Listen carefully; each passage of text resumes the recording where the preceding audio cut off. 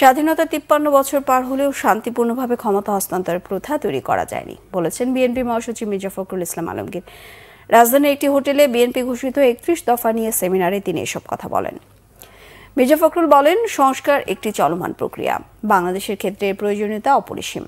২ বছর আগে দেয়া রাষ্ট্র সংস্কার প্রস্তাবগুলো আবারও জাতির সামনে তুলে ধরেন বিএনপি মহাসচিব। বলেন, নতুন যেসব সংস্কার প্রস্তাব এসেছে তার বেশিরভাগেরই মিল রয়েছে বিএনপির ৩১ দফা সংস্কার প্রস্তাবের সঙ্গে। অনুষ্ঠানে ভার্চুয়ালি উপস্থিত আছেন বিএনপির ভারপ্রাপ্ত চেয়ারম্যান তারেক রহমান। কথা অত্যন্ত সত্য যে স্বাধীনতা ৫৩ বছর পরেও কিন্তু আমরা পিসফুল ট্রান্সফার অফ পাওয়ার এর একটা সিস্টেম আমরা ইভলভ করতে পারিনি।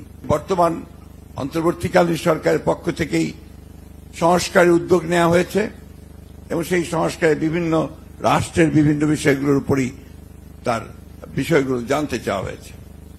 আমরা সেই বিষয়টি আবার তুলে ধরছি, জনগণের সামনে তুলে ধরছি, জাতির সামনে তুলে ধরছি এবং আমরা আশা করি যে আমাদের এই ৩১ দফা এটা সম্মিলিত, এটা শুধু বিএনপির দফা নয়, এগুলো আমরা সমস্ত রাজনৈতিক দলগুলো যারা আমরা যুগপৎ আন্দোলন করছিলাম সেই যুগপৎ আন্দোলন দলগুলো একমত হয়েই আমরা আমাদের ৩১ দফা প্রণয়ন করেছিলাম।